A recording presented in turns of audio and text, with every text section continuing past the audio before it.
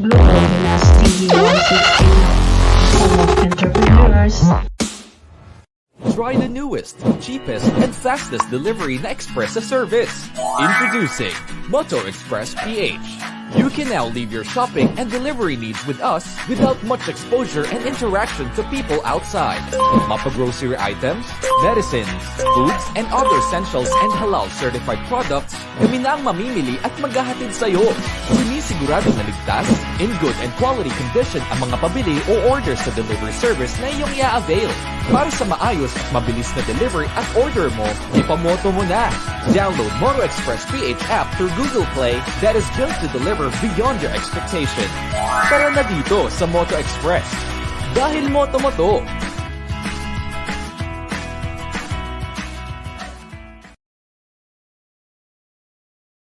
Are you craving for some milk tea and donuts but you're watching your diet? Good news! You can now enjoy a healthier and superbly delicious keto milk tea and donuts here at Winkle Milk Tea and Winkle Donut.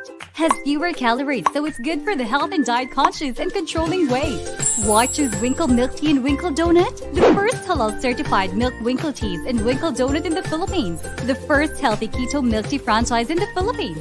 FDA approved. Uniquely infused milk tea flavors with high quality ingredients and premium taste. And if you want a healthy and refreshing franchise opportunity, a competitive healthy blended milk tea and donut franchise awaits you. We have business opportunity options you can choose from. Online seller, micro franchise, unit franchise, master franchise, international franchise. Order via our Facebook page, Winkle Tea and Winkle Donut, or contact 0995-551-4380 to experience this happiness in a box with your favorite Winkle Milk Tea and Winkle Donut.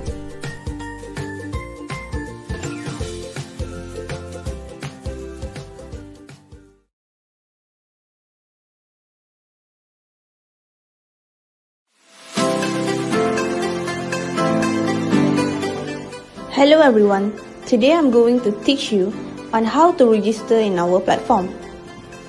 Firstly, you need to click www.ejasmine.com. This is how our platform interface looks like once you click www.ejasmine.com. As you can see, on the top right corner, click the login or register button. You will see two options, which is login button and register button. If you already have an account, just simply fill in your details. But if you does not have an account, click the register button and fill in your details requirement.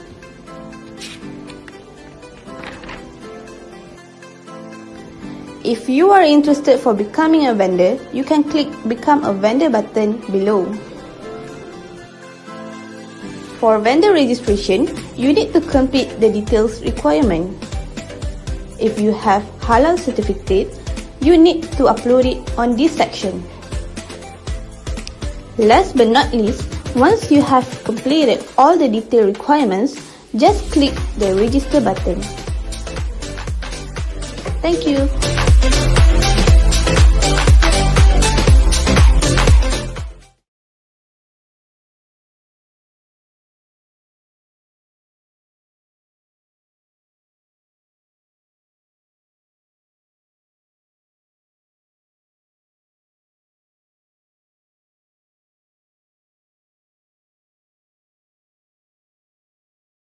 Muted. Okay, thank you so much.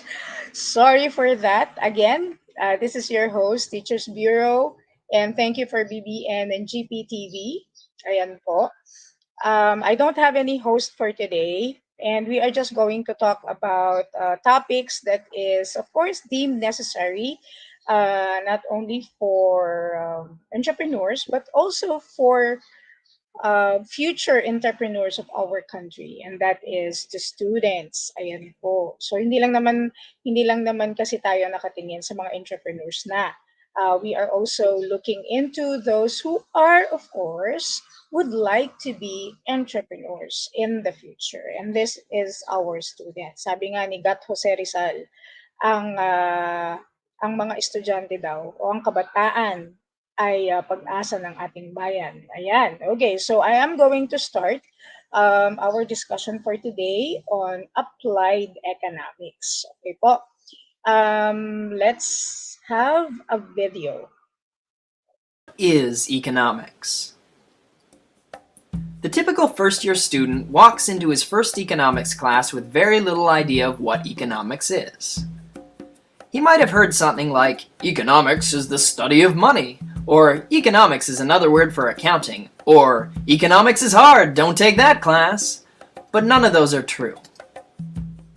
Economics is the study of the use of scarce resources that have alternative uses. That's the classic definition of economics.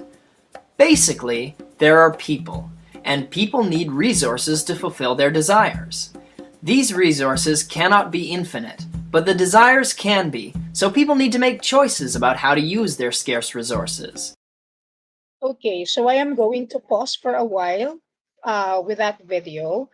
This video came from, of course, YouTube. This is one of those very good videos that I happen to, really check on and chose for my class in economics class. Why am I showing applied economics? Applied economics is really very important for students and for, of course, for entrepreneurs. Yung mga entrepreneurs na natin ngayon mismo. So, if I were you, of course, dapat po talaga, we are very keen with our economics because our entrepreneurship, our business depends on that. It is really very important that when we are doing business, alam natin what are our resources and also what are the needs and wants of people. Kasi dito nagbe-base yung ating goods and services, the ones that we offer. If we want to, of course, create or innovate goods and of course services or improvise, there's such thing as improvisation, of course. Hindi naman lahat ay innovation, hindi lahat ay creation of new products and services. So meron diyan, karamihan diyan is nakikita natin ng mga dati pa and then we improvised and make it better. So that's how we see it. But of course, it is always banked on the needs and wants of people. Ano ba yung need? Ano ba yung wants? If we exactly know what is the need and what is the want, actually that creates problem. Di ba po? Pag kasi hindi available ang goods na to and there is a need for that, that's the time that we create products and services to answer that particular need. Ganun po yun. So it is really very important that we look into the needs and wants of people. Yung wants, medyo, ano na yan eh. Yung wants is, these are the things that trivial, of course. Yung pag trivial na tinawag natin, ito yung mga gusto lang, pero hindi naman natin talaga super kailangan. Pag pinag-uusapan natin ng need, what do we mean by need? These are basic. Sabi nga dun sa Maslow's hierarchy of needs, yung pinakaunang Maslow's hierarchy of needs, we only have 5 basic needs. At yung nasa ilalim nun, of course, number 1 is, of course, food. Di ba? Magsistart tayo sa food, and then safety, and then belongingness, and then tawag dito, self-actualization. And then dumating pa yung tatlo pa dun sa Maslow's hierarchy of needs natin. But ang pinaka-basic kasi dyan is yung nasa baba, yung food. Kaya kung magpapansin ninyo, ang food industry talaga is evolving. May mawala man, may susulpot, may bagong innovated products, bagong lasa, etc.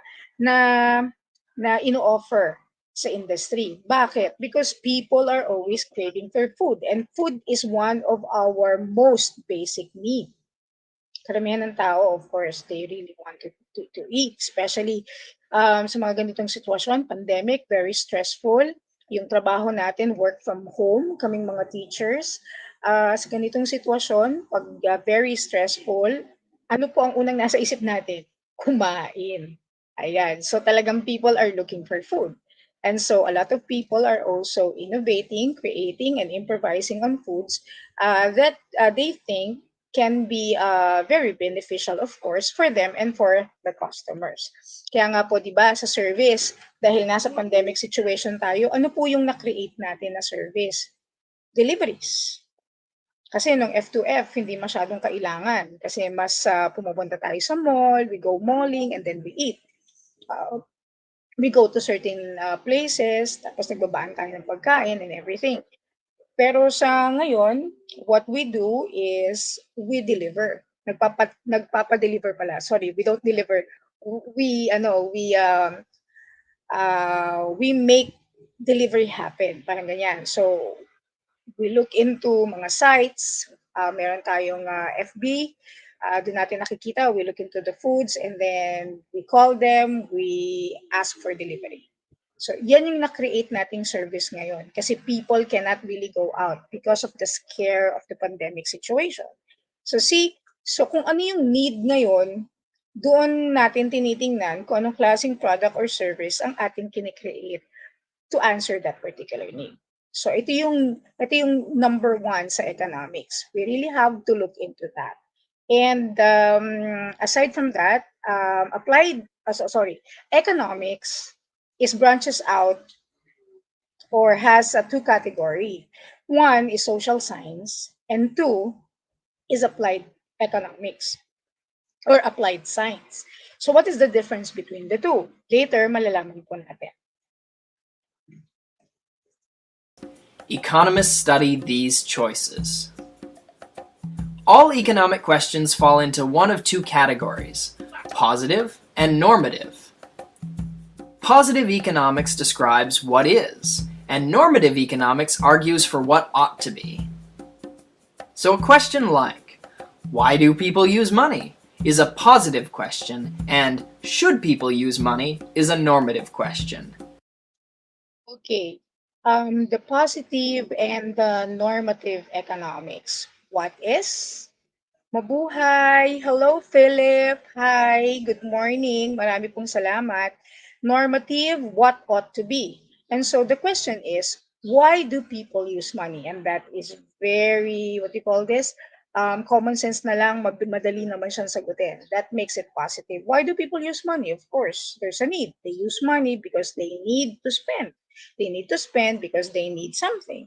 Okay, it emanates basically on what you need and what you want. Sa normative, what ought to be? Should people use money? Kailangan bang gamitin? Dito papasok yung necessities. Okay? Is it necessary for you to spend money? Doon ka na mag-iisip. Is it necessary for you to spend or to save? One, is it necessary for you to save and to spend? What you should be spending on?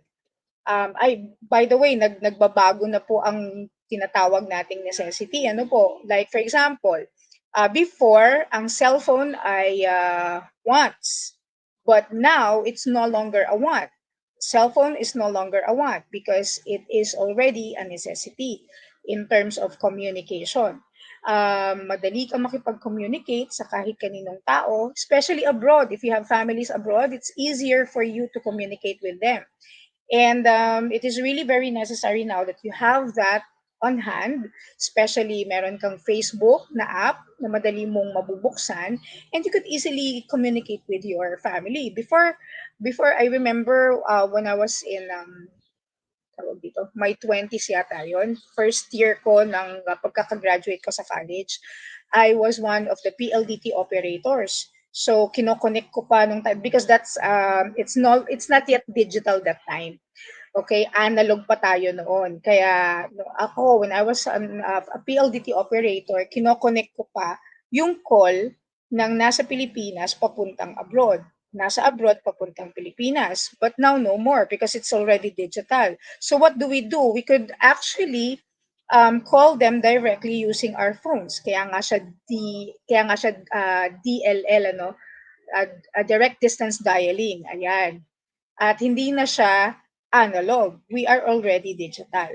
Yun po. So mas madali na because we have a gadget, we have a phone. So this phone is no longer just a want. This is actually a necessity. Pero kailan nagiging want ang phone? Nagiging want ang phone kapag you are actually want to have, let's say for example, yung Apple phone na pagkamahal-mahal. 'Di ba? Pero hindi mo naman siya totally kailangan. I mean, totally kailangan because there are features na pang businessman. Okay, katulad po ng Samsung, 'di ba? We have three series of Samsung. Meron tayong J series, meron tayong A, meron tayong S. Alam ko meron na rin ganyan si iPhone, pero hindi ako masyadong familiar kay iPhone. Familiar ako kasi kay Samsung. Bakit create yung series na 'yon? Kasi it depends on the need. Si J series pwede siya sa mga estudyante na hindi siya masyadong mahal na phone. Ang A series pwede siya sa mga professionals. Pero yung S series high-end siya. So pwede ito dun sa mga nasa industry like marketing, if you are the owner of your company, etc., etc. So there are certain applications or certain features in the phone that applies to what you need. But for example, ako po, hindi ko naman kailangan ng high-end na S series, pero gusto ko siya at pinag-iipunan ko siya. Is that necessity for me? No, it's no longer necessity. That is already a want. Nagiging harmful lang siya kapag mangungutang na ako, okay? Mangungutang na ako kahit hindi ko kailangan, iuutang ko, etc. Pero kung if you're going to stick with what you just need, wala tayong magiging problema. Cellphone as a gadget is a need. It's not a want. It depends on what you choose. That makes it a want and that makes it a need. Ayan po. So, why should people use money? Yun nga po ang tanong. Pag normative, it really depends. It's up to you. It depends on your state of being. It depends on your tawag dito savings. It depends on ano yung kaya mo or what can you afford. Ayan po. So that's the two concept of economics, the positive and the normative.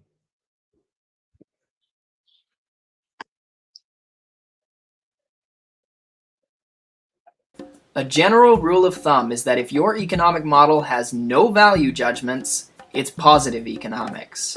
Whereas if it does have value judgments, it's normative economics. Since to tell someone what he ought to do, you first have to judge what is best for him. Economics is also divided into microeconomics and macroeconomics. Microeconomics studies the behavior of individual agents and markets, while macroeconomics studies the behavior of the entire economy. Doon po sa concept ng micro and macro, yung macro entire economics, this is something to do, of course. Pag macro po, ito po yung government. Sila yung entire economy. They are into studying the entire economy, of course. Kaya nga po, di ba, sa SOSA ng ating presidente, meron po siyang part doon wherein dinidiscuss niya o in-inform po niya ang mga tao sa kanyang SONA kung ano na po ang status ng ating kalagayan ng ating economy dito sa Pilipinas. That's what you call the macro. When we talk about the microeconomics, ito pong microeconomics has something to do with the individual markets. Ito po ay ginagawa ng mga individual companies. Kaya po nakikita nila at naiintindihan nila kung sino yung kanilang direct competitors, sino naman po yung hindi nila direct competitors, but still affects their business. Okay po? Economists also have their own branch of statistics called econometrics that specialize to analyzing economic data. Since economic data usually comes from the real world and not from controlled experiments, econometrics faces mathematical challenges that other fields might not. The tools economists have developed to study human behavior have broad uses outside of what we would traditionally consider economics. Economists study not only markets, but things like crime, war, the family, religion, culture, politics, law, and even genetics. Okay. Ito pong lahat ng binabanggit na to, this is what we call the social science of economics. This is highly related to economics. May not be directly, but this is related. Like, for example, yung crime. Pag meron pong crime sa bansa, katulad nung yung nga pong sa yung laban sa droga po ni Pangulong Duterte, if you remember that, it highly affects our economy. Di po ba? Kasi pagka sa ibang bansa, nalalaman nila that meron pong ganyan sa Pilipinas at hindi po masyadong safe, okay, hindi safe pumunta sa Pilipinas, ano pong nangyayari? Nagkakaroon tayo ng tinatawag nating scarcity. Kasi hindi po pumupunta ang ibang bansa para mag-invest. So scarcity in investment. Hindi nagpupunta ang mga tourist para bisitahin ang Pilipinas. Tourism is one of the biggest generating factor po sa ating economy. Kasi it brings in dollars. Okay? So ito pong lahat ng to, like genetics, of course, religion. Alam niyo naman, basically ang religion is laging part of our laging part yan ng ating sa government so this is what we call directly directly na related to economics kasi whatever happens to religion has something to do or will affect our economy. Of course, the family, the basic foundation of society that affects. Gaano ba karami ang anak? Gaano ba kakonti? Dito sa Pilipinas, ang dami-daming bata, di ba? Kaya ano po ang nangyayari pag maraming bata, maraming population, we are stagnant as a third world country. So, yan po yung tinitingnan dahil ang dami-daming bata, tapos konti ang trabaho, ano po ang nangyayari? Scarcity sa work. But actually, I remember, meron po akong nabasa and I heard it from the news. According to the industry, maraming trabaho. Pero in contrast po doon sa sinasabi nila na anong tawag dito? Ang isang bansa na maraming masyadong population ay poor, okay? Poor na bansa. Pero in contrast to China, which is of course marami ang China, pero still they are very, kumbaga, very very improved, 'di ba? It's just like the states. Sa ngayon parang ang China nga yata ang one of the highest or sila na yung nangunguna when it comes to economy kasi ano na sila nagpapautang na nga sila sa ibang bansa, 'di ba? Yan ang strategy ni China kung bakit lumago ang kanyang economy. So it doesn't necessarily always mean na kapag maraming bata or maraming tao sa Pilipinas or maraming tao sa isang bansa ay mahirap na kaagad ito. It has something to do with, syempre, kapag maraming tao, tinitingnan is marami rin bang work na naghihintay sa kanila para sila po ay makapagtrabaho. That makes a country poor kapag maraming tao and then walang trabaho. Kapag walang trabaho, that makes the country poor. But in our case po, sabi nga, in contrast to that, napanood ko to sa isang television, I don't know if it's GMA or ABS-CBN, na sinasabi naman ng industry, maraming trabaho. The only problem is, hindi nagiging at par ang education. Yung skills and knowledge ng mga estudyante na naghahanap ng trabaho doon po sa trabaho na ino-offer naman ng industry. So may tinatawag na ngayon tayong mismatch. So until now, I don't know if it has already been resolved, pero lagi nilang nire-refer back ito sa dami ng population kung bakit naghihirap ang isang bansa. But actually, sa tingin ko parang hindi naman because in contrast to that, meron nga pong study na nagsasabi na marami naman at sinasabi po talaga ng industry na marami namang trabahong naghihintay. Ang problema, wala silang ma-hire because yung mga applicants ay hindi nagma-match yung kanilang skills dun sa ina-applyan nilang trabaho. So dun po talaga nagkakaroon ng tinatawag nating mismatch. And all of this, the market, law, if there is war, if there's famine, the government, of course, crime, genetics, religion, and the family, this is all what we call the social science of economics.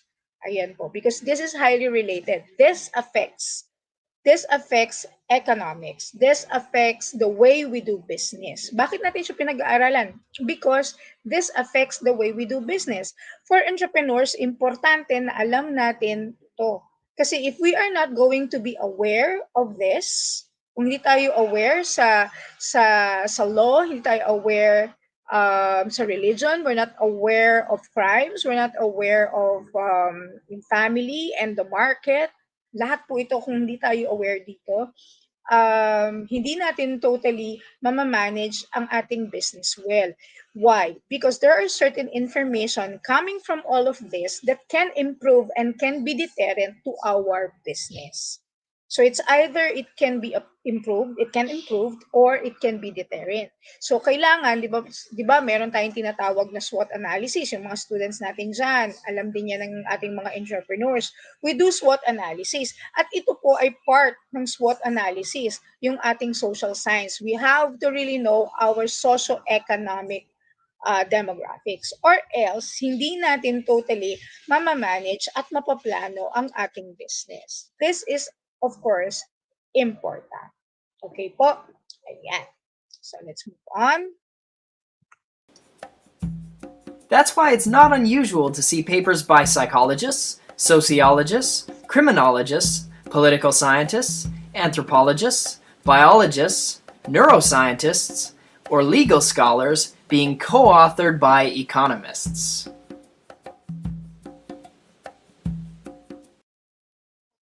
So yun yung pong sinasabi natin. That's why it is really very important for us to understand economics. Ayan po. And nabanggit ko kanina yung social science at meron pa pong isang category, and that is applied science, which is applied economics. Yan po yung tinuturo natin sa senior high school ngayon na binaba from college. Kasama dun sa 2 years na mga subject na tinuturo po sa senior high school. What is applied economics? Ang applied economics na tinuturo naman po sa mga estudyante is how they are able to apply the theories to a real world, a real life settings, because that is really very important. Ayan po. So what are those? Ito po, i-share natin. Share lang natin sa screen. Mawawala po ako saglit. Okay, sharing. Okay, share lang natin. Ayan. Share lang po ako. Pero hindi ko siya totally di-discuss. Papakita ko lang po.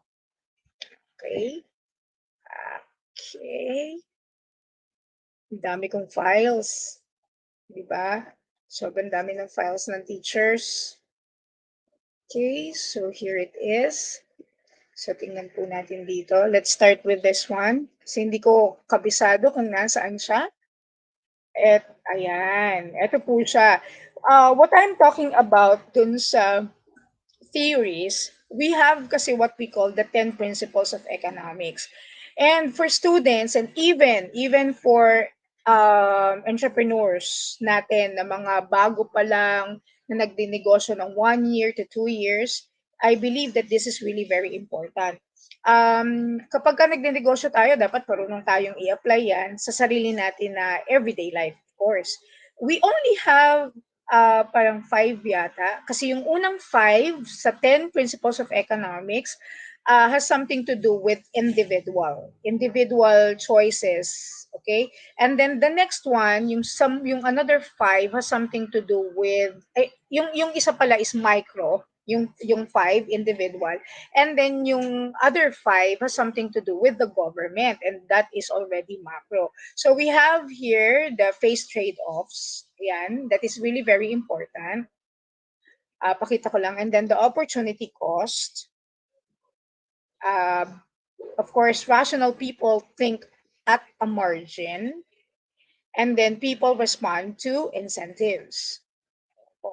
So, yan po yung tinatawag natin. Ulitin natin. Okay? So, trade-off, opportunity cost, rational people think at a margin, and of course, people respond to incentives. Kung tingnan po muna natin ito, itong pinaka-last na to, because the other 3 is a different topic. Ito po, very applicable po sa lahat po ng entrepreneurs. We have to understand that people respond to incentives. And so that's the reason why meron po tayong bounce back na mga coupons, meron po tayo yung SMAC ni SM, yung mga loyalty cards, ayan po. Yung mga yan, kaya meron yan at ginagawa yan as a marketing strategy because we know for a fact that people respond to incentive. And this is what we call applied economics. The theories that we learn should be applied in our real life situation. Okay? So, kung ikaw naman ay entrepreneur, how do you apply people in response to incentives? Siyempre, if you are an entrepreneur, alam mo na ganito ang tao, they respond to incentive, what do? You provide incentives to your people. So, magbibigay ka ng allowances, communications allowance, transportation allowance. Kapag maliit ang sweldo nila, bibigyan mo sila niyan kasi doon mo na lang babawiin, magkakaroon ka ng 14th month pay. 13th month pay is ano yan basic yan. Pero sa ibang company, they give 14-month pay, they give 15-month pay. Depende kung gaano ka-healthy ang isang company. So usually, ginagawa ito ng mga big companies like, syempre, Jollibee, San Miguel Beer Corporation, etc., etc. So those big companies can provide for that. Ano pa yung mga incentive? Sa atin pong DOL, Department of Labor and Employment, meron po tayong basic na 4 or 5. I cannot remember if it's 4 or 5 na VL and sick leave. Pero ako po na-experience ko sa dati kong work when I was in the operation sa industry, binibigyan po nila kami ng 15 days na vacation leave, 15 days na sick leave. And yung pong vacation at saka yung sick leave ay can be remunerated. Kumbaga, pag hindi namin nagamit, pwede naming makuha as cash. So these are incentives. So yan ang mga ginagawa ng mga companies para ma-encourage ang kanyang mga tao sa organization to work better because people respond to incentives.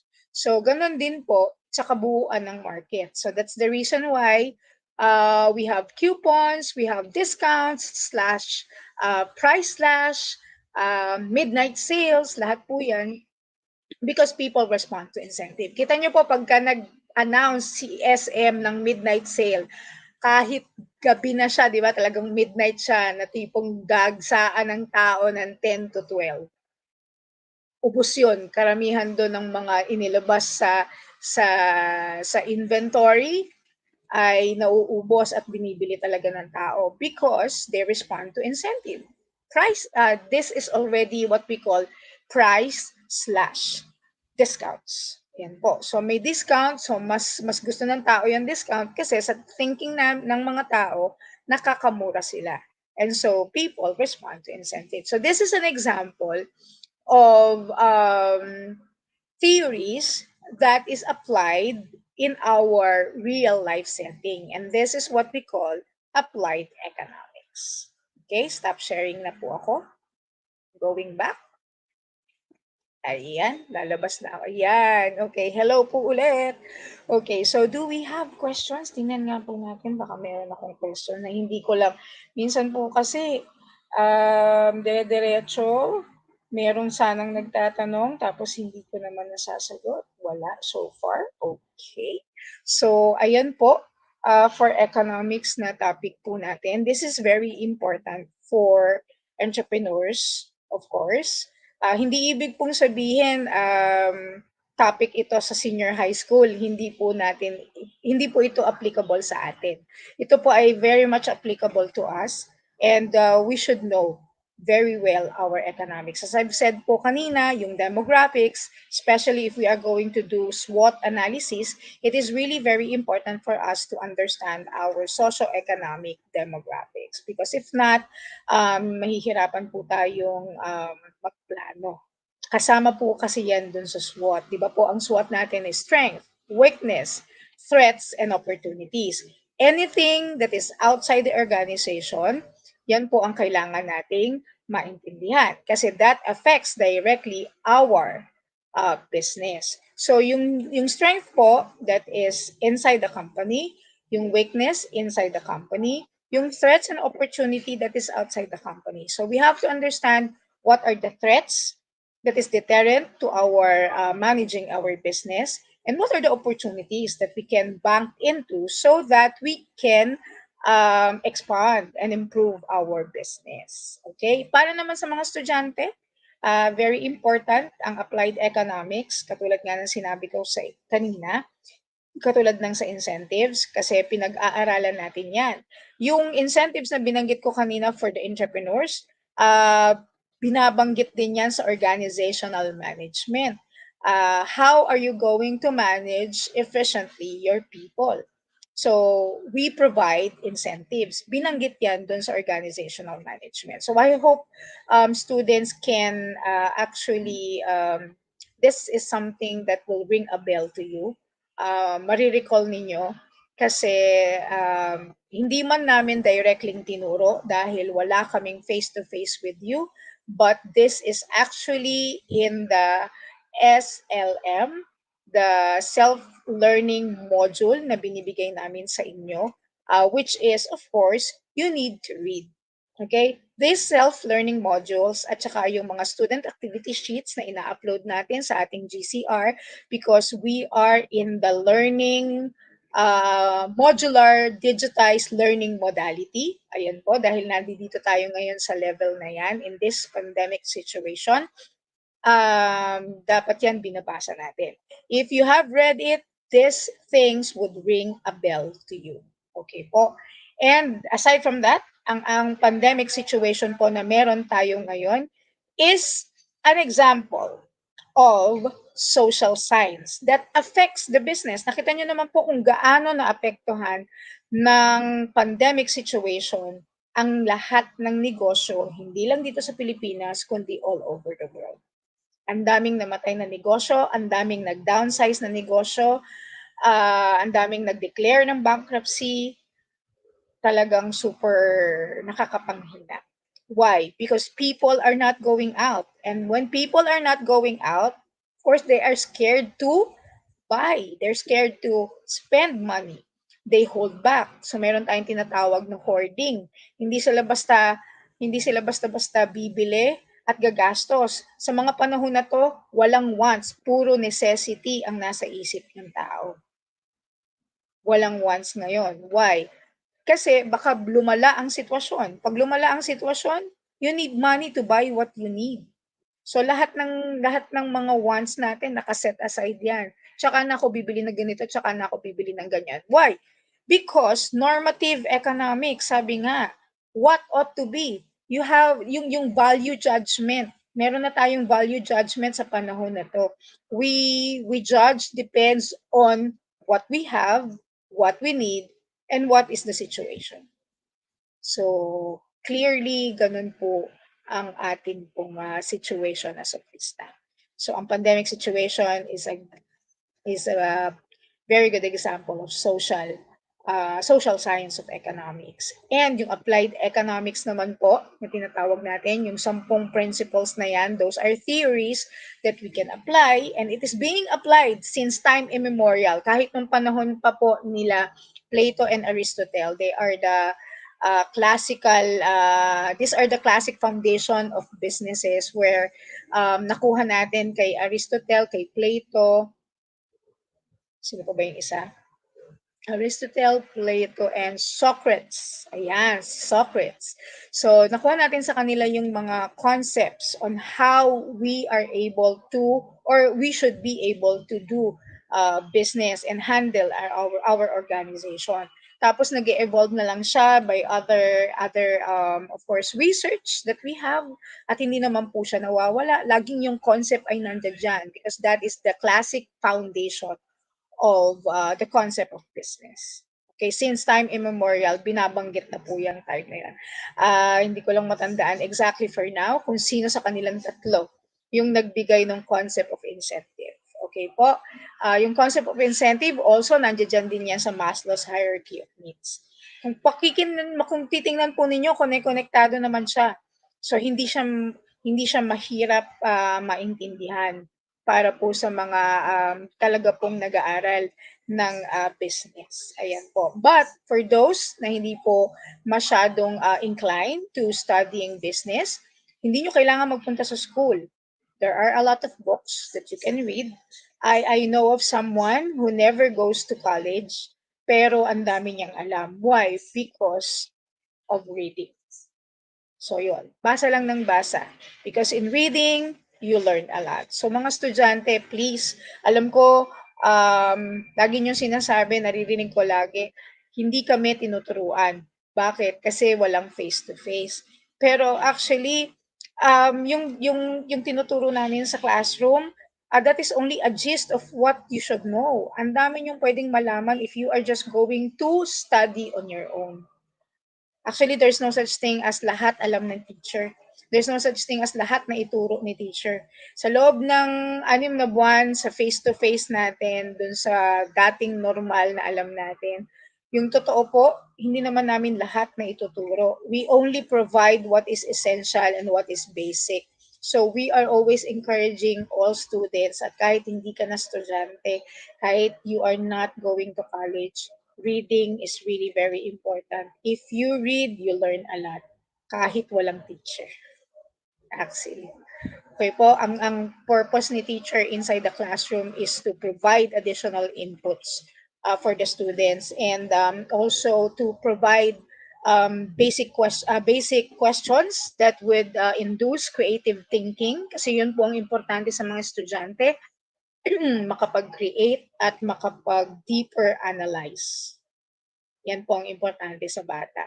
Kaya nga po lagi ko sinasabi sa mga estudyante, pag hindi sila nag-a-analyze, gusto mo bang bumalik sa junior high school at saka sa elementary? Kasi doon talaga spoon feeding. Spoon feeding talaga yon. Okay lang yon because that's normal. Dahil, of course, hindi pa nila alam. Di po ba? So pag hindi pa alam at talagang fresh na walang alam, you spoon feed. Pero kapag meron ka ng alam, from basic education, from your junior, from your elementary, at nasa senior high school ka na, nasa college ka na, tinuturo pa ba yung basic? Tinuturo pa ba yung foundation? No more. Because assuming that you already know that, dahil dinaanan na natin siya. Okay po. So that's it for now. And I hope you learn something from me as sa mga estudyante ko po na nanonood ngayon. Naintindihan ninyo what is applied economics and social science, normative and positive, and why we should study our economics. So thank you for watching and see you next episode. Bye.